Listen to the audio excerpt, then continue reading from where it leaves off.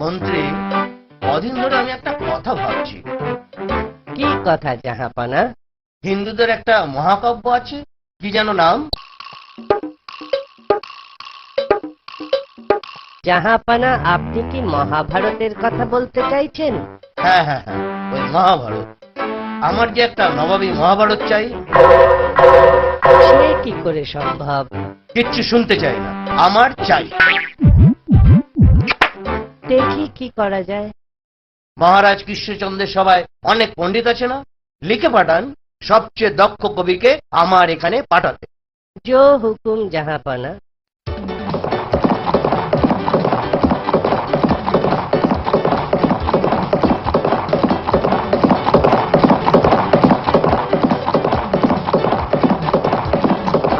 মহারাজ, নবাবের চিঠি এসেছে। খুলুন, পড়ে শোনান। আমার যে একটা নবাবী মহাভারত চাই। মহারাজ কৃষ্ণচন্দ্রের সভায় অনেক পণ্ডিত আছে না, লিখে পাঠান সবচেয়ে দক্ষ কবিকে আমার এখানে পাঠাতে পাঠাতে পাঠাতে। শুনলেন তো? একই বিপদ। খামখেয়ালিপনার তো একটা সীমা আছে। আর কেউ লিখেছেন, নবাবী মহাভারত লিখতে যা খরচ হবে নবাব তা পুরো বহন করবেন। ভাবুন, ভাবুন, আপনারা সবাই ভাবুন, আমিও ভাবছি।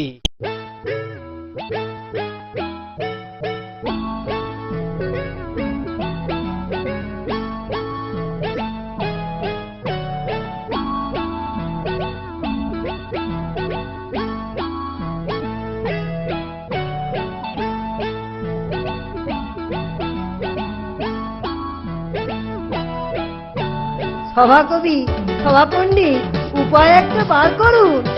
কিছুই বুঝতে পারছি না, নবাবের নামে কি করে মহাভারত হতে পারে।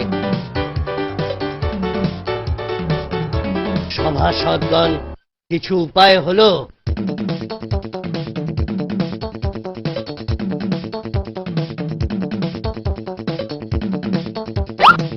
না মহারাজ, আমি পারবো না মহারাজ। আমার মতো কাজ করছে না, আমার মতো কাজ করছে না। এটা যে অনুর্বর মস্তিষ্কের কল্পনা। মহারাজ, একটা উপায় আছে, বলবো? বলবো মানে? শিগগিরই বলুন। মহারাজ, আপনি লিখে পাঠান যে কাব্য নবাব নিজে রচনা করবেন, সেই কাব্য একমাত্র নবাবী মহাভারত হতে পারে।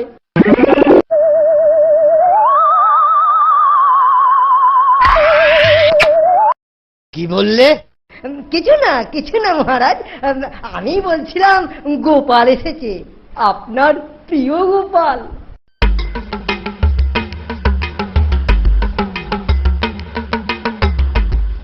তুমি সভায় অনুপস্থিত কেন? মহারাজ গঙ্গা স্নানে গিয়েছিল। কেন? কেন কেন? রাজসভা ছেড়ে গঙ্গা স্নানে কেন? শুনেছি নবাবের আদেশ, নবাবী মহাভারত লিখতে হবে, তাই নিজেকে শুদ্ধ করতে গিয়েছিলুম। গোটা একখানা মহাভারত লিখতে হবে বাপু। তুমি লোক হাসাতে পারো, কিন্তু মহাভারত লিখবে কোন বিদ্যে? তোমার মতো মূর্খের জন্য এ কাজ নয়। একদম ঠিক। এই কাজ আমার মতো মূর্খের সাধ্যের বাইরে। একমাত্র আপনার মতো পণ্ডিত লোকেরাই এই কাব্য রচনা করতে পারে। মহারাজ, আপনি নিশ্চিন্তে এই নবাবী কাব্যের ভার মহামন্ত্রীকে দিতে পারেন।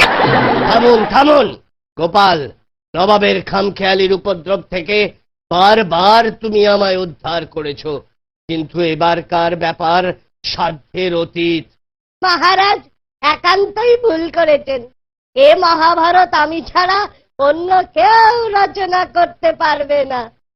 ভেবে দেখো বাপু, শেষকালে ভরাডুবি করবে না তো? তাহলে তোমারও বিপদ, আমারও বিপদ। হ্যাঁ হ্যাঁ মহারাজ, আমি লিখব নবাবী মহাভারত।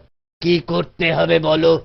লেখার সময় নিন 4 মাস, আর আপাতত 5,000 টাকা।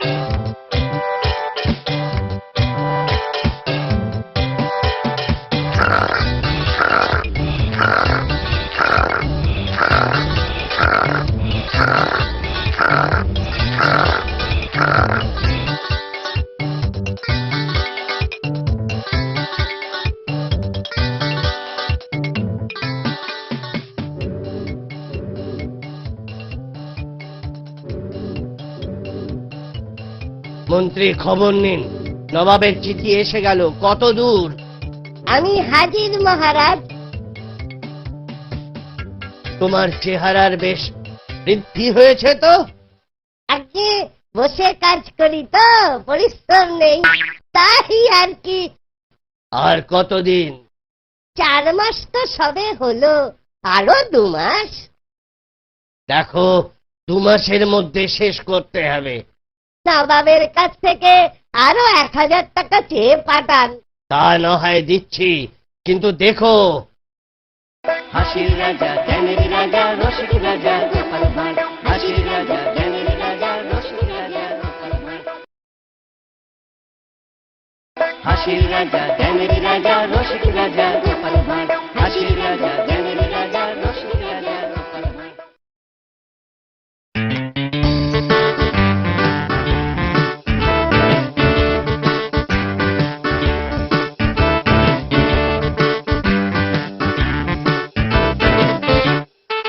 মন্ত্রী, আরো 1.5 মাস তো পার হলো, গোপাল কই? ওই ওই আসছে গোপাল। ওগুলো কি? 4টে বস্তা কেন?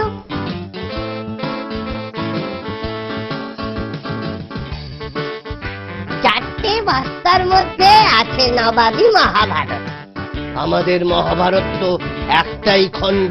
এটা নবাবী মহাভারত তো, তাই অনেক খণ্ড। এত মোটা আর এত ভারী যে বস্তায় নিতে হলো।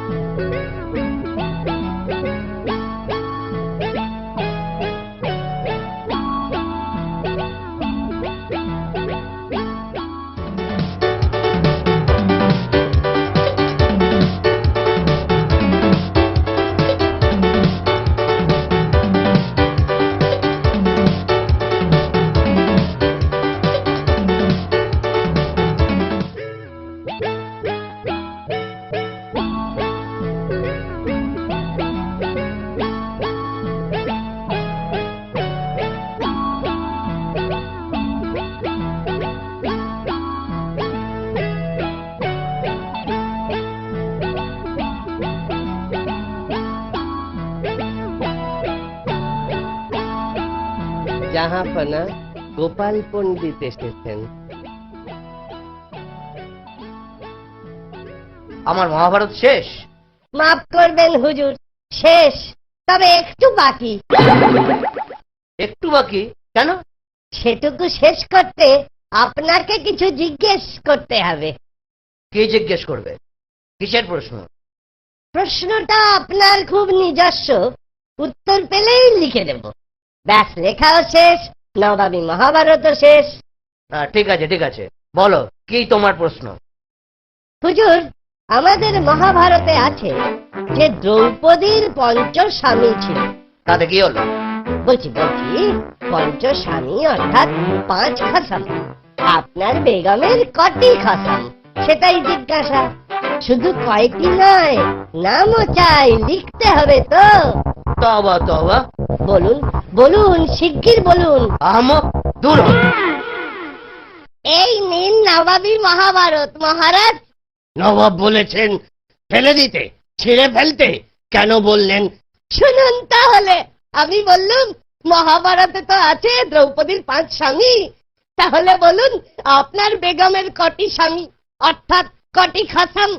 তুমি এ কথা জিজ্ঞেস করতে পারলে? আমাকে তো লিখতে হবে, ব্যাস। নবাব রেগে আগুন, বললেন চাই না, ফেলে দাও, ছিঁড়ে ফেলো, দূর হও। হা, হা, হা। তারপর তারপর দূর হয়ে এলুম, সঙ্গে নিয়ে এলুম 2000 টাকা পুরস্কার।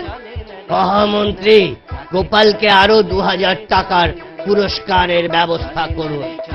বলেছিলুম লিখতে, বুদ্ধি থাকলে বাজে কাগজেই হয়ে যায় নবাবী মহাভারত। যখন শক্ত জলে নরম ছোলা হাজার ফুটেও গলে না, তখন তাকে ছাড়া চলে না রে, চলে না।